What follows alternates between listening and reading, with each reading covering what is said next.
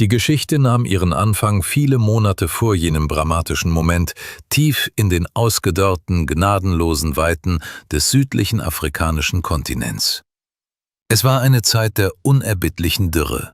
2 junge Löwen, ein majestätischer, muskulöser Kater und eine anmutige, schnelle Löwin lebten in freier Wildbahn. Sie durchstreiften die endlosen, goldgelben Savannen frei und ungebunden. Sie bildeten ein unzertrennliches Paar, eine vollkommene Einheit der Natur. Sie jagten gemeinsam im hohen Gras, teilten jede Beute und beschützten einander vor den ständigen Gefahren der afrikanischen Wildnis. Doch das Klima in der Region wandelte sich unaufhaltsam und zeigte sein grausamstes Gesicht. Einst reißende, lebensspendende Flüsse waren zu kläglichen, staubigen Rinnsalen ausgetrocknet. Die einst saftigen, grünen Weiden verbrannten förmlich unter der sengenden, gnadenlosen Sonne. Die großen Herden der Pflanzenfresser, Zebras, Gnus und Antilopen, von denen das Überleben der Raubtiere abhing, zogen auf der Suche nach Wasser und Nahrung unweigerlich weiter nach Norden. Für die beiden Löwen wurde der tägliche Kampf ums Überleben immer aussichtsloser. Die Rippen begannen sich unter ihrem Fell abzuzeichnen. Der Kater spürte mit seinem tiefen Instinkt, dass ihr angestammtes Territorium das Paar nicht länger ernähren konnte. Und so trafen sie eines kühlen Morgens die unausweichliche Entscheidung, ihre Heimat hinter sich zu lassen und sich auf eine lange, ungewisse Reise auf die Suche nach einem neuen Zuhause zu begeben. Der Weg erstreckte sich über Hunderte von Kilometern durch feindseliges Terrain. Die Löwen wanderten unermüdlich, Tag und Nacht, setzten eine Pfote vor die andere, während der rote Staub der Savanne an ihnen klebte. Sie überquerten rissige, verbrannte Ebenen und kletterten über schroffe, heiße Felsen. Der Hunger war ihr ständiger, quälender Begleiter. Nur gelegentlich gelang es ihnen, eine schwache, zurückgebliebene Antilope zu reißen, doch viel öfter mussten sie sich mit den spärlichen Überresten von Aas zufrieden geben. Andere Raubtiere, wachsame Hyänen, lautlose Leoparden und riesige Krokodile an den wenigen verbliebenen Wasserlöchern stellten eine ständige, tödliche Bedrohung dar. Der Kater war stets auf der Hut, patrouillierte unermüdlich und erlaubte seiner Gefährtin in seinem Schutz die dringend benötigte Ruhe zu finden. Nach einem ganzen Monat dieser zermürbenden Odyssee brachte der Wind plötzlich eine Wende. Den verheißungsvollen Geruch von frischem Wasser und einer Fülle von Wildtieren. Bald darauf öffneten sich vor ihnen die weiten, geschützten Landschaften des Mkusi-Nationalparks. Dies ist eines der ältesten und bedeutendsten Naturreservate in der Provinz KwaZulu-Natal in Südafrika und erstreckt sich über eine Fläche von rund 400 Quadratkilometern. Hier, inmitten von schattenspendenden Akazienbäumen und wogendem hohem Gras, pulsierte das Leben. Tausende von Tieren hatten hier Zuflucht gefunden. Massive Kaffernbüffel, gestreifte Zebras, hochgewachsene Giraffen und unzählige Antilopenarten. Äußerst vorsichtig betraten die beiden Löwen das Gebiet des Reservats. Sie schnüffelten intensiv an jedem neuen Geruch. Sie bemerkten die patrouillierenden Fahrzeuge der Ranger, die fernen Zäune und die hölzernen Beobachtungstürme, doch ihr tief verwurzelter Instinkt flüsterte ihnen zu, dass von diesen fremden Dingen keine Gefahr ausging. Hier waren sie sicher. Zur exakt gleichen Zeit befanden sich 2 erfahrene Mitarbeiter des Reservats auf ihrer Routinepatrouille. Sifo, ein langjähriger Fahrer und meisterhafter Spurenleser, und Namulo, ein passionierter Wildtierarzt, den alle nur Namsa nannten. Am Ufer des zentralen Flusses entdeckten sie ungewöhnliche, riesige Fußabdrücke im weichen Schlamm. Sifo arbeitete bereits seit 15 Jahren im Mkusi-Park und konnte die Spur jedes noch so kleinen oder großen Tieres fehlerfrei lesen. »Diese Abdrücke gehören 2 sehr großen Löwen«, stellte er mit gedämpfter Stimme fest. »Woher sind die plötzlich gekommen?« Namsa, der mit akademischem Wissen und tiefem Respekt für die Natur ausgestattet war, begann sofort, diese bedeutende Entdeckung mit seiner Kamera und seinem Notizbuch zu dokumentieren. Sie beschlossen umgehend, die fremden Ankömmlinge aus sicherer Entfernung zu überwachen, um deren Verhalten zu studieren und sicherzustellen, dass sie sich in das bestehende Ökosystem einfügten, ohne mit den heimischen Rudeln in blutige Konflikte zu geraten. In den ersten Tagen verhielt sich das Paar extrem vorsichtig, aber bestimmt. Der Kater ließ jede Nacht sein kraftvolles, dröhnendes Brüllen über die Ebenen hallen, um seinen Anspruch auf dieses neue Territorium lautstark zu untermauern. Die Löwin wirkte in der ersten Zeit noch unruhig und nervös, ständig ihre Umgebung absichernd. Beide Tiere waren sichtlich abgemagert, ihre Körper zeugten von den Strapazen der langen Flucht vor der Dürre. Doch ihre Überlebens- und Jagdinstinkte waren schärfer denn je. Es vergingen nur wenige Wochen, bis sich die Löwen vollständig in ihrem neuen Revier eingelebt hatten. Die Fülle an Beutetieren in Mkusi machte es ihnen leicht, regelmäßig erfolgreich zu jagen.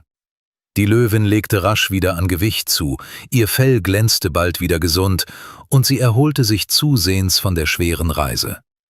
Schon bald fiel Namsa durch sein Fernglas eine deutliche Veränderung in ihrem Verhalten auf. Die Löwin, sonst immer die erste bei der Jagd, bewegte sich nun deutlich langsamer und behäbiger. Sie legte häufigere Ruhepausen im Schatten der großen Bäume ein. Der Kater wiederum wich ihr kaum noch von der Seite und zeigte eine für männliche Löwen ungewöhnliche, fast zärtliche Aufmerksamkeit ihr gegenüber. Für den erfahrenen Tierarzt waren die Anzeichen absolut eindeutig. Die Löwin war trächtig. Die Paarung musste bereits hier, in der friedlichen Sicherheit des Reservats, stattgefunden haben. Es war ein wunderbares Zeichen für die Vitalität des Parks. 3,5 Monate vergingen wie im Flug. Der Bauch der Löwin rundete sich sichtbar, ihre Gangart wurde schwer und mühsam. Sifo bereitete den Jeep akribisch vor und verstaute sämtliche tierärztliche Notfallausrüstung im Heck. Namsa führte penibel Buch über jeden Tag ihrer Trächtigkeit. Das gesamte Team des Reservats wartete in freudiger Anspannung auf die Geburt der kleinen Löwenbabys. Doch die unberechenbare Natur hatte andere, dramatischere Pläne.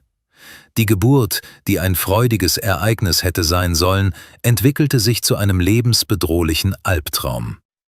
Bei der Löwin setzten extrem schwere Wehen ein und der Geburtsvorgang zog sich über qualvolle 2 Tage hin.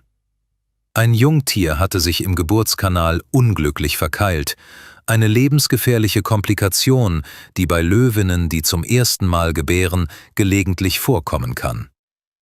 Die majestätische Raubkatze lag völlig entkräftet auf der Seite, gezeichnet vom Schmerz. Ihr ganzer Körper wurde von massiven, unkontrollierbaren Krämpfen und Wehen geschüttelt, doch das Löwenbaby wollte nicht ans Licht der Welt kommen. Anstelle ihres üblichen, kräftigen Grollens stieß sie nur noch schwache, klägliche und herzzerreißende Stöhne aus. Der mächtige Kater war in heller Panik. Er tigerte ruhelos und tief beunruhigt um sie herum, scharrte im Staub und stieß frustrierte Laute aus. Beide Tiere spürten instinktiv, dass etwas furchtbar schiefgelaufen war und der Tod unausweichlich näher rückte. Namsa und Sifo beobachteten das sich entfaltende Drama mit angehaltenem Atem durch ihre hochauflösenden Ferngläser. Die Situation war absolut kritisch. Namsa griff hastig zum Funkgerät und versuchte verzweifelt, die tierärztliche Hauptbasis zu erreichen, in der Hoffnung auf schnelle Unterstützung. Doch die bittere Realität traf ihn hart. Das nächste voll ausgestattete große Notfallteam befand sich am anderen Ende des Parks, gute 3 Autostunden entfernt. 3 Stunden. Diese Zeit hatte die Löwin nicht mehr. Ihr Kreislauf drohte jede Minute zu kollabieren, sie konnte jeden Moment an Erschöpfung und Schock sterben. Den Einsatz eines starken Betäubungsgewehrs aus der Distanz schloss Namsa sofort aus. Ein solch starkes Sedativum würde den Kreislauf des ungeborenen Babys unweigerlich lahmlegen und dessen sicheren Tod bedeuten. Es blieb ihnen nur ein einziger, extrem gefährlicher Ausweg: Sie mussten das absolute Risiko eingehen, physisch an das Raubtier herantreten und sofort manuell helfen. »Fahr näher ran«, wies Namsa seinen Kollegen an. Sifo zögerte keine Sekunde und steuerte den Geländewagen langsam auf das Gebüsch zu. Sobald sie sich näherten, reagierte der Kater sofort. Er stellte sich schützend vor seine liegende Gefährtin. Aus seiner tiefen Brust stieg ein derart ohrenbetäubendes, gewaltiges Brüllen auf, dass die Erde unter den Reifen des Fahrzeugs buchstäblich zu beben schien. Die dunkle Mähne des Raubtiers stellte sich wie eine gigantische, bedrohliche Aura auf. Jeder einzelne Muskel in seinem gewaltigen Körper war zum Zerreißen gespannt, bereit für einen explosiven, tödlichen Sprung. Seine Augen loderten voller Wut und Verzweiflung. Zwischen den unbewaffneten Menschen und dem 200 Kilogramm schweren, rasenden Löwen lagen jetzt nur noch wenige unbedeutende Meter. Die Löwin wand sich währenddessen in erneuter Agonie am Boden. Sie war nicht einmal mehr in der Lage, sich zu bewegen, nur ihr flaches, rasselndes Atmen zeigte an, dass noch Leben in ihr steckte. Ein einziger falscher Schritt der Ranger, eine unbedachte Bewegung und eine blutige Tragödie wäre absolut unvermeidlich gewesen. Das, was dann jedoch geschah, sollte alle Beteiligten für den Rest ihres Lebens schockieren und prägen. Namsa flüsterte hastig, dass sie keine weitere Sekunde zögern dürften. Sifo stellte den Motor ab. In der plötzlichen Stille war nur das Schnaufen des Katers zu hören. Langsam und bedächtig öffnete der Fahrer die Tür. Sein Herz hämmerte wild gegen seine Rippen, doch seine 15-jährige intensive Erfahrung im Umgang mit wilden Tieren half ihm, äußerlich eine Maske der völligen Ruhe zu wahren. Namsa umklammerte seine medizinische Notfalltasche mit Händen, die er kaum stillhalten konnte. Sie stiegen aus. Nun standen sie vollkommen ungeschützt in der offenen Savanne, nur wenige Schritte von dem Löwenpaar entfernt. Der Kater grollte unaufhörlich und machte mehrere schnelle, einschüchternde Scheinangriffe, doch er riss sie nicht zu Boden, er griff nicht wirklich an. Vielleicht flüsterte ihm ein uralter Instinkt zu, dass diese Menschen in diesem Moment der absoluten Verzweiflung nicht als Feinde, sondern als letzte Hoffnung gekommen waren. Oder vielleicht war er schlichtweg paralysiert von seiner eigenen Ohnmacht angesichts der entsetzlichen Leiden seiner Partnerin. Namsa begann sich Millimeter für Millimeter zu nähern. Dabei sprach er ununterbrochen mit einer sanften, tiefen und beruhigenden Stimme auf das Männchen ein. Der Kater brüllte zwar weiter, ließ den Tierarzt jedoch wundersamerweise an sich vorbeigehen. Namsa ließ sich langsam auf die Knie sinken. Er spürte die Hitze des staubigen Bodens und den intensiven Geruch der Raubtiere. Mit äußerster Vorsicht streckte er die Hand aus und berührte den harten, angespannten Bauch der Löwin.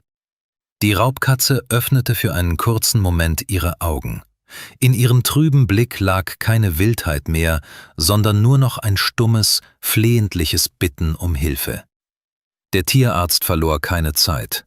Mit geübten, schnellen Griffen zog er eine vorbereitete Spritze auf und verabreichte ihr direkt ein starkes Schmerzmittel, kombiniert mit einem wehenfördernden Medikament, um den feststeckenden Fötus zu mobilisieren.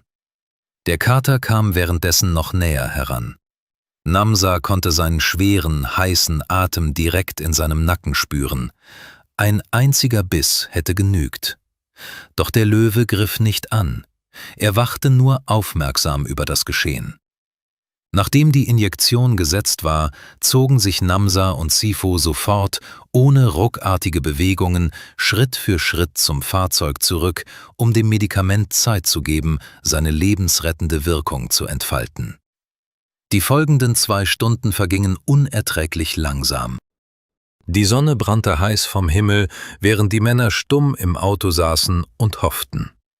Und dann, als die Hoffnung schon fast zu schwinden drohte, geschah das ersehnte Wunder. Mit einem letzten, gewaltigen Kraftaufwand und unterstützt durch die Medikamente gebar die Löwin.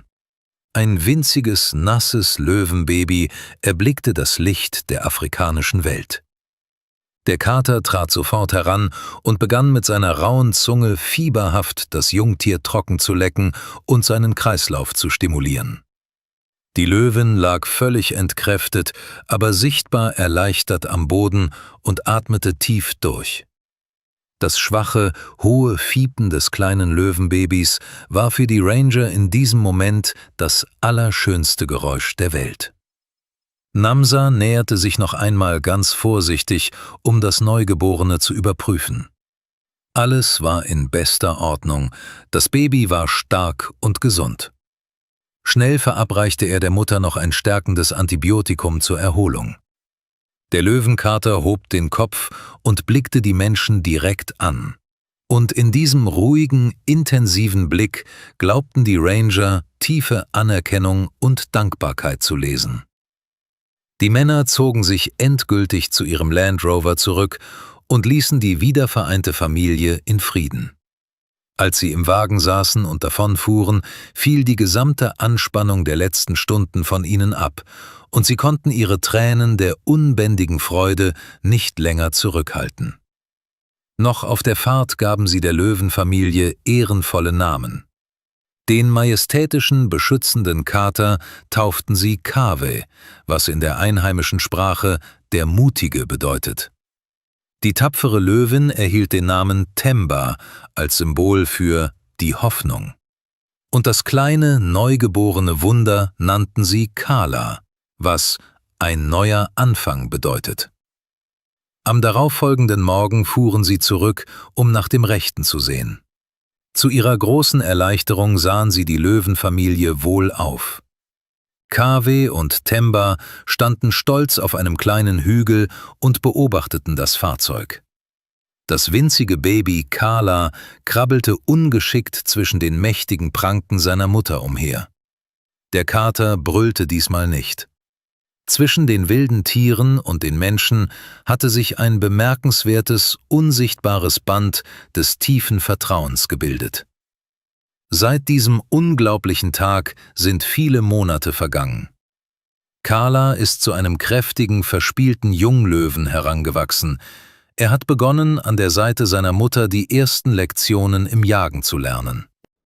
Kawe patrouilliert weiterhin als der unangefochtene, majestätische Beschützer seines Reviers, während Temba sich als überaus fürsorgliche Mutter erwiesen hat.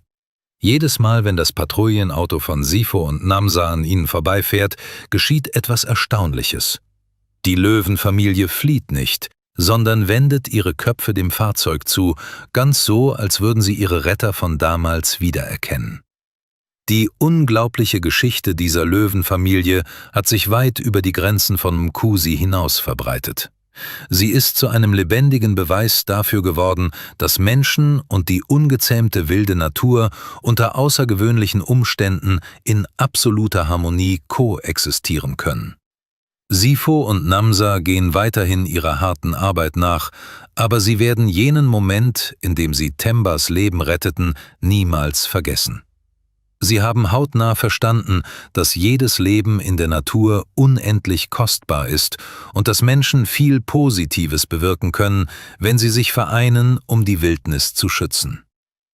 Kala wuchs unter den wachsamen Augen seiner fürsorglichen Eltern rasant heran.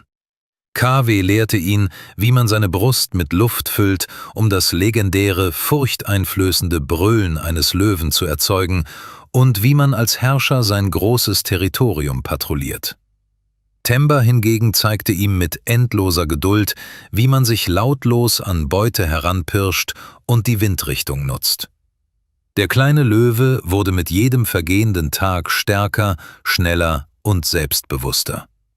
Als er 10 Monate alt war, durfte er bereits an echten, großen Jagden teilnehmen, wenngleich er immer noch unter dem massiven Schutz seiner erfahrenen Eltern stand. Eines warmen Abends wurden Sifo und Namsa Zeugen eines ganz besonderen Moments. Sie sahen, wie Kala zum ersten Mal versuchte, ein echtes, erwachsenes Löwengebrüll auszustoßen.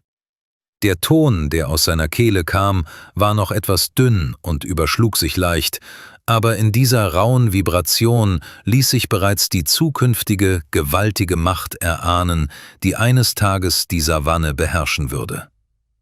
Kawe und Themba saßen dicht daneben und beobachteten ihren mutigen Sprössling voller elterlichem Stolz. Diese herzerwärmende Geschichte verbreitete sich schnell unter allen Mitarbeitern des Reservats und inspirierte jeden Einzelnen. Besonders die jungen, neu ausgebildeten Ranger baten Sifo und Namsa abends am Lagerfeuer oft darum, noch einmal von jenem dramatischen Tag zu erzählen, an dem sie ihr eigenes Leben riskierten, um das einer Löwin zu retten. Jedes Mal, wenn Namsa die Geschichte beendete, betonte er eindringlich die immense Wichtigkeit von Respekt und Vertrauen zwischen dem Menschen und der Natur. Die epische Geschichte von Kawe, dem Mutigen, Themba, der Hoffnung, und Kala, dem neuen Anfang, ist weit mehr als nur eine Erinnerung geworden. Sie ist heute ein leuchtender, unvergänglicher Symbol der Hoffnung für den gesamten Nkusi-Nationalpark und für alle Menschen, die sich dem Schutz unserer wunderbaren Erde verschrieben haben.